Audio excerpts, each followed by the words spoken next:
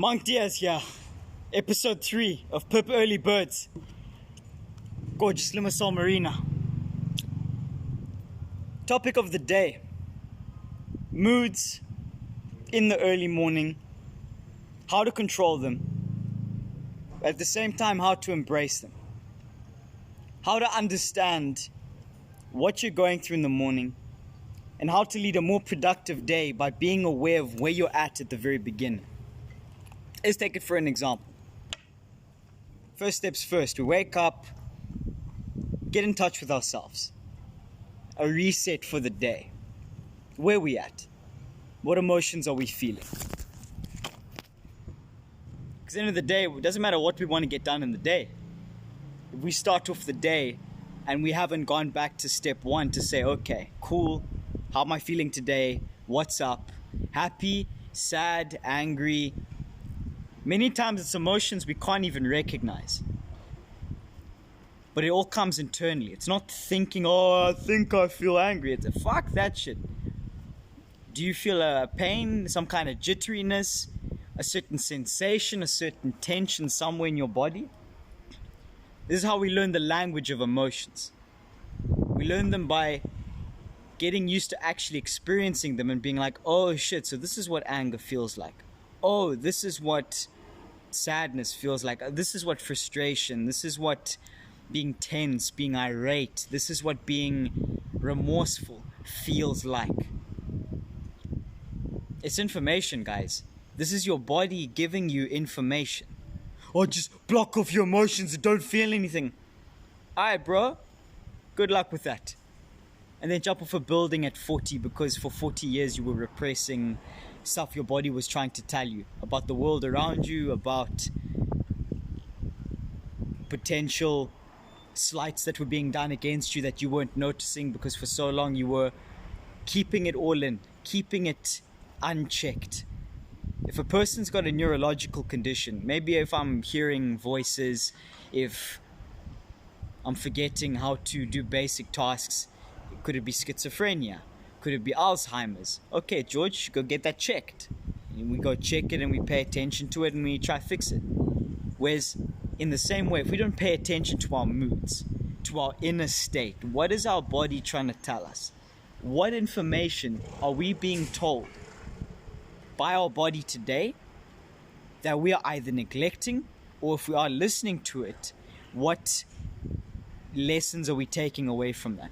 Perfect example, in the car, on the way here to the marina, I suddenly started feeling this pins and needles in my face, all across my face, in my neck, in my arms, and I'm wondering to myself, why am I feeling this way? Why am I feeling like I need to go to a dentist appointment or a doctor's appointment because there's a certain amount of nerves, this nervous feeling, and I couldn't place my finger on it. Why am I feeling nervous?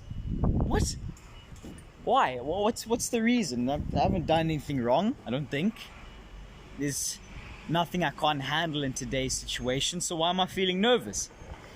And then I realized it's because instead of taking 4 drops of CBD oil today, I took 10 or 11. And that's because I'm trying out now different dosages to say for 1 week is 4, the next week is 8, the next week is going up to 12, then dialing it back down. But today of all days, I thought to myself, fuck it, just empty the whole syringe and then which normally helps with paranoia, anxiety, concentration. In my case, it helps me manage my moods. But in this case, this went the other way. And this is now, I believe, to some extent overstimulating my brain this morning in certain ways. That's then getting me to feel an overstimulation of certain neurons in my brain, certain receptors that are now firing, that are causing me to feel nervous for no reason, feel a bit more anxious for no reason. And so it's important to figure these things out, guys, because if you're going to talk to people in the course of a day and you don't really understand why do you feel the way you feel, you're more likely to come across to them in the wrong way, a way that you guys don't mutually understand. You are more likely to not understand why you act the way you do on that day. or you're more likely to blame it on some other circumstance and say, I acted like this today because I'm tired. It's like, really? Or are you still holding on to some emotion from yesterday? Likewise, myself and Reggie this morning, there were a few tense words exchanged here and there. We're having a bit of a discussion about a number of issues to do with landlords and how rental agreements are going to be going on, given we're staying in the same place currently, and a couple of other things that, just chatting about them. And I then suddenly start realizing in the course of the morning, all those thoughts of, you could have said this, you could have said that, come into the head. And that is a real good way of making sure that you do not have your mental state in control, is letting those thoughts get a hold of you. Because suddenly the resentment kicks in, potential anger, because then you're thinking they're like, oh, did I make myself seem like a bitch because I could have said this, I could have said that. And it's like, no, at least you recognized it. And I recognize this now, and I started getting some thoughts like, damn it, Reggie, damn it. But I caught it, and I imagined giving the guy a hug, and I'm like, nah, you know what? Weird as this sounds, I'm like, Satan, get the fuck out of here. I'm like, I will not be possessed by these evil emotions, these angry emotions, these resentful emotions. Not saying I didn't acknowledge them. It's different to be like, I'm happy all the time, I feel no sadness. You just break the fuck down one day, because again, you've been repressing things for so long that one day it all just comes out in this one tumultuous, chaotic inferno of rage or utter sadness, just because you've been holding in for so long. And so it's a case of acknowledging, yeah, look, I felt the way I felt earlier, and in that moment I decided I wouldn't let it affect me across the course of the day. Even to the extent of helping me do that is saying, you know what, I'm going to talk about it now. Reggie's going to hear about this. He will hear about it. We're going to chat about it later. That's the whole point of growing, is what are we willing to bring into our awareness on a day-to-day basis in the mornings? What are we willing to actually pay attention to and focus on without being willfully blind to it? All right, without being ignorant to it, even if it's painful, especially if it's painful. Because if it's painful and you acknowledge it, that's then learning to deal with the pain. That which is painful, which you just ignore the pain. Just ignore the pain. Yeah, okay. The physical pain, maybe, yeah. Emotional pain. So that you can then project it onto someone else in the future. I mean, another perfect example is regarding moods, and just how damaging moods can be if they're not recognized and if we're not present with them and controlled. Little personal situation. So shout out to Helena Jakova for her newly released book, Saudade. Available for now only in Czech, so if anyone out there speaks Czech, please check out Saudade. Y'all will enjoy it. And anyway, so we're chatting back and forth, and so at some point in time, how to describe this? So this chick has a tendency of really helping me understand a lot of ways in which I'm a fucking idiot. Really, it's that I'd call it that, simple as that.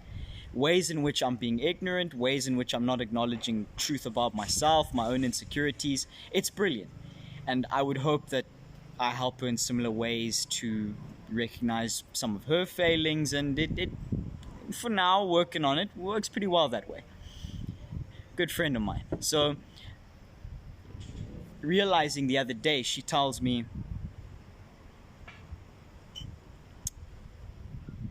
stuff about, perfect example, acceptance, right? Given that Pip recently, we've been talking about acceptance.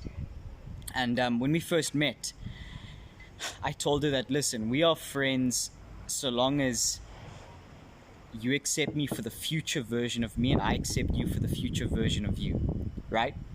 In essence, I was trying to get across to her to say, look, let's become better, all right? We're here to improve one another in our relationship, in our friendship that we have, okay? Friends for now. And anyways, so I thought to myself that was the right thing to do. It turns out now, in the last 2 months, I realized that that caused her a significant amount of mental stress, because now suddenly she felt like she had these expectations on her to be my friend in a certain way. To, oh my God, I can't be his friend unless I act this way.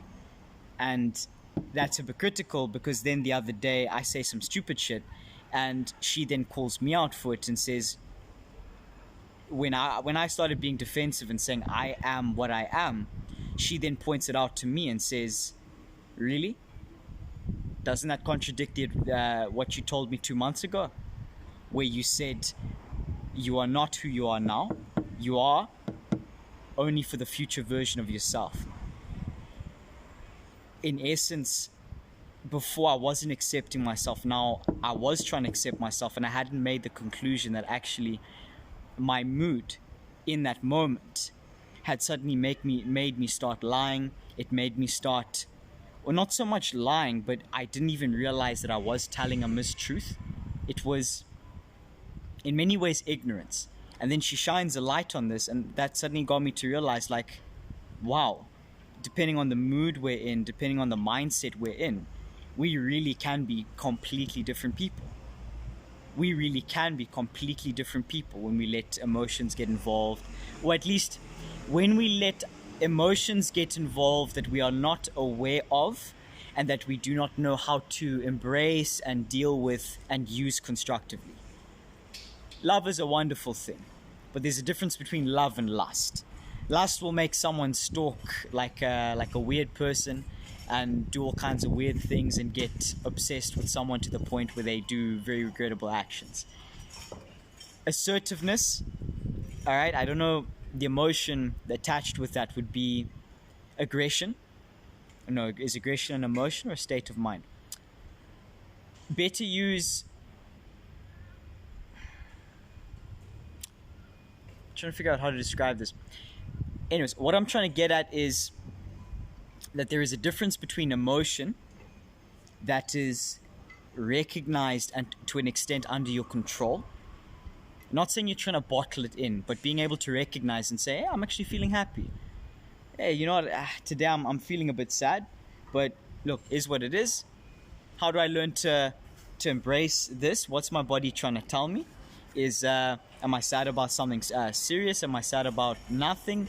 What's my body trying to protect me from? What's the emotion trying to tell me? It's like a language. Versus your body just acting out happy, sad, angry, and then you're like a loose cannon because you don't understand what's going on inside. And so a perfect example from this morning is understanding how little events in the day, 5 seconds, a 5-second period of time, really can change your entire day if you let it. The same way someone pulls out in front of you in traffic.